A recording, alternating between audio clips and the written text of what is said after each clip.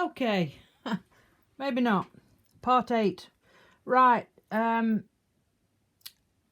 think I caught it just as it was ending on the last one. So what I have done is I've just reinforced the trees.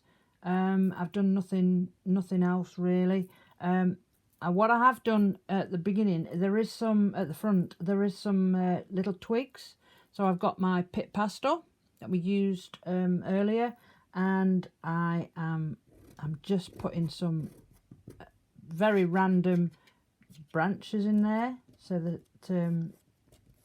you always get twigs and stuff in the forest floor. And then I'm going to put some dark green for the shadows in some of the grass at the front here. There's some nice shadowy bits, and hopefully this is going to be the last video on this because it's been going on too long. Right, okay, I just want some lighter green or a mid green, so that's just to show the tops of those grasses. And all you're doing is building up colours. Move your hand away, stand away. At some point you have to have a cup of coffee and just take stock, come back, and you'll see exactly what you need to do further. At the moment we're fine. I just need some of that lighter green in there. We've lost it a little bit. And there we go, it's coming back.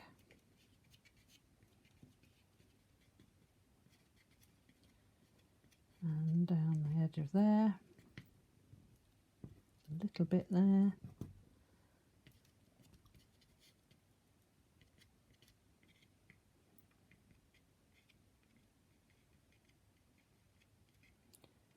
A bit of the fern in there.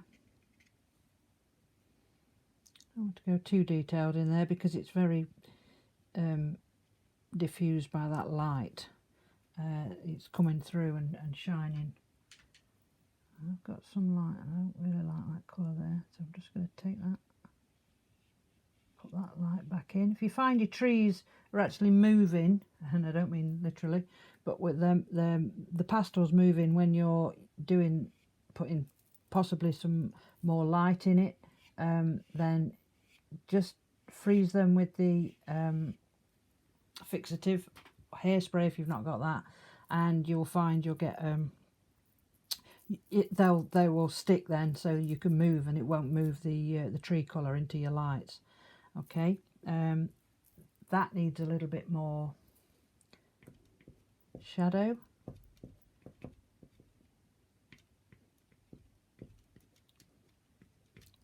They're just shapes. Use the photograph as reference. Follow the shapes that you've got, and let's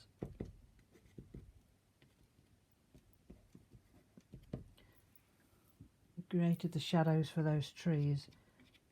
As they get further away from the tree, you'll find they get interrupted by the leaves of the ferns and grasses, so they're not in a straight line as such.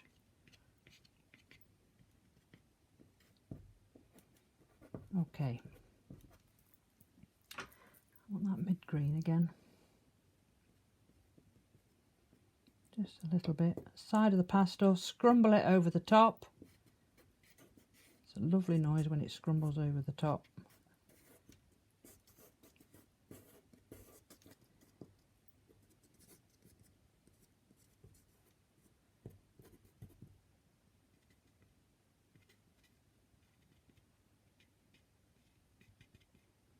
Yes, I would love to know why this video keeps stopping on me.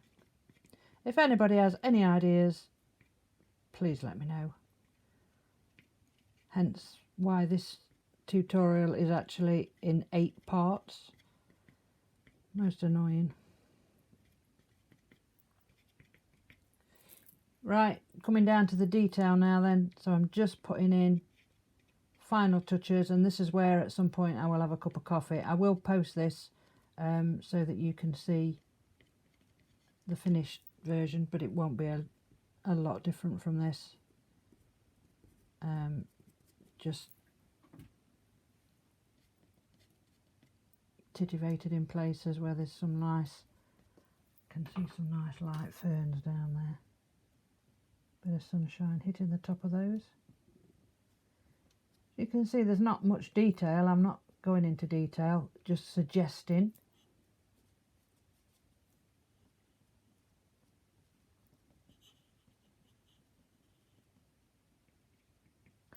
And again, just touching the tops of the leaves I've put in with the light green.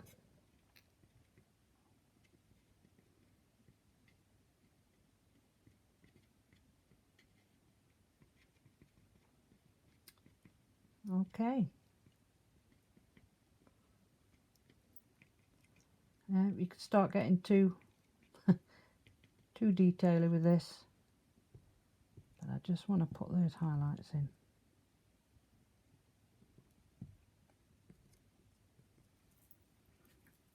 And we're still running. Yes, good. Right. And I'm just going to put some back in because I've done some more scrumbling, so I've lost the little bits of really bright sunshine light highlights when I can talk. Back on the top of those leaves.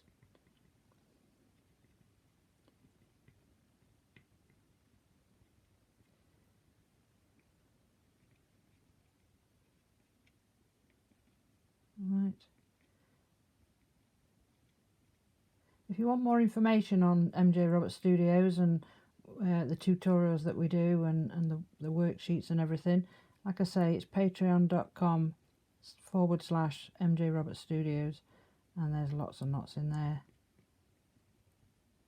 and it's quite a nice layout that I do with worksheets, tips, step-by-step demos, and of course you've always got me to ask any questions that you need. Right, I am going to stop there before this video stops again. It would be nice to just stop it myself. Okay, well, that's 7 minutes 44. Wow, that's a record. But that's the basic of how the basics of how I'm gonna tackle a forest floor with light flooding through it. I mean, I just love the theme of it. So I hope you've enjoyed that, and hopefully I'll see you on Patreon. Thank you. Bye.